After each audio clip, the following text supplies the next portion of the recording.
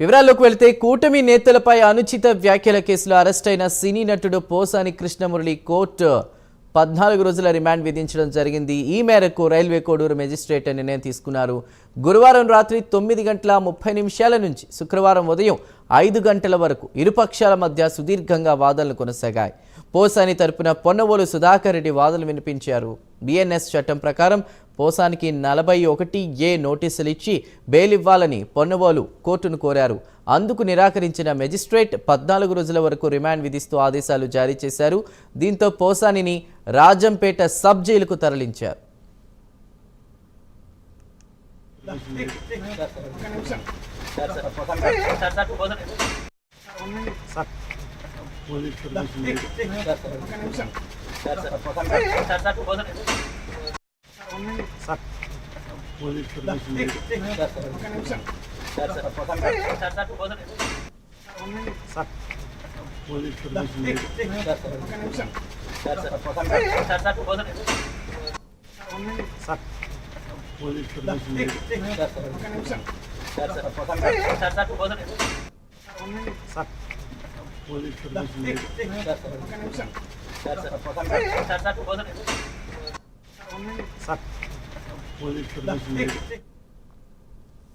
కూటమి నేతలపై అనుచిత వ్యాఖ్యల కేసులో అరెస్ట్ అయిన సినీ నటుడు పోసాని కృష్ణమురళికి కోర్టు 14 రోజుల రిమాండ్ విధించింది. ఈ మేరకు రైల్వే కోడూరు మెజిస్ట్రేట్ నిర్ణయం తీసుకున్నారు.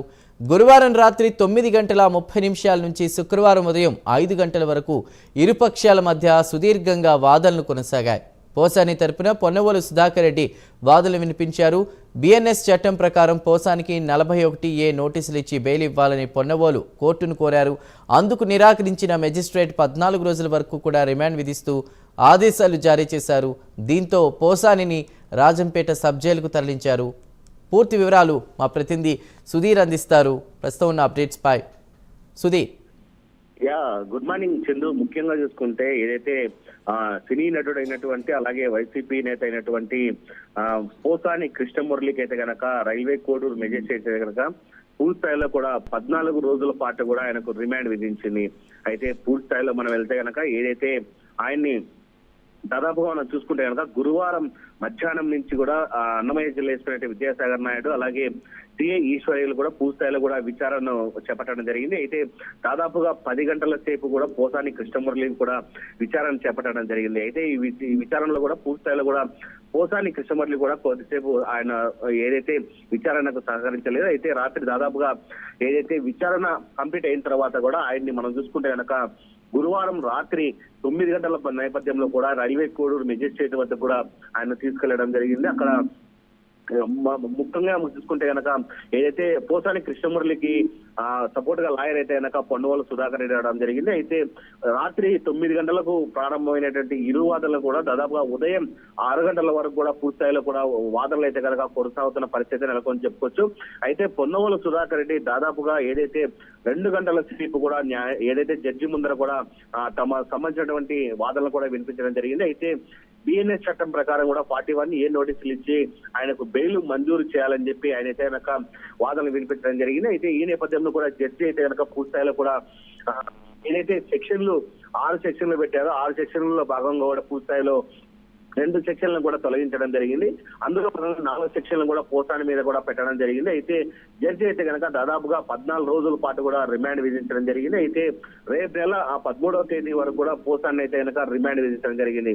అయితే రిమాండ్ అనంతరం కూడా అక్కడి నుంచి కూడా ఏదైతే రైల్వే కోడూరు నుంచి కూడా రోడ్డు మార్గాన కూడా ఆయన్ను ఏదైతే రాజంపేట సబ్ జైలుకు కూడా తీసుకోవడం జరిగింది. మనం చూసుకోవచ్చు ఇప్పటికే రాజంపేట సబ్ జైల్లో కూడా ఆయనకు ఏదైతే రిమాండ్ ఖైదీ నెంబర్ 2261 గా ఇవ్వడం జరిగింది. అయితే మరోపక్క చూసుకుంటే కనుక ఏదైతే పోసానికి సంబంధించినటువంటి రిమాండ్ రిపోర్ట్ అయితే కనుక సంచలన నిజాలు అయితే కనుక పూర్తిస్థాయిలో బయటపడ్డాయని చెప్పుకోవచ్చు. అయితే ముఖ్యంగా చూసుకుంటే కనుక ఏదైతే సజ్జల రామకృష్ణారెడ్డి అలాగే సజ్జల భార్గవ్ను కూడా పూర్తిస్థాయిలో కూడా పోసాని ఇరికిచ్చాడని చెప్పుకోవచ్చు.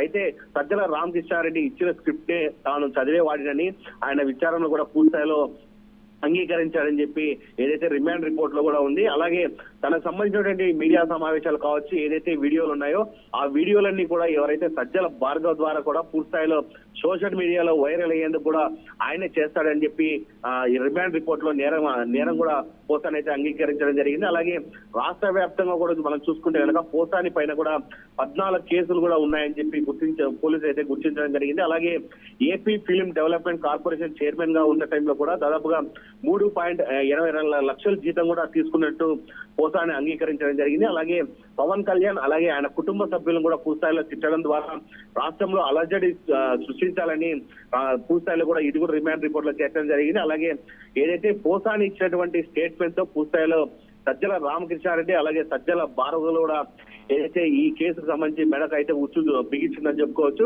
అయితే త్వరలోనే మనం చూసుకుంటే కనుక ఇద్దరిపైన కూడా కేసు పెట్టి వాళ్ళని కూడా అరెస్ట్ చేసే అవకాశాలు పెద్ద ఎత్తున అని చెప్పుకోవచ్చు.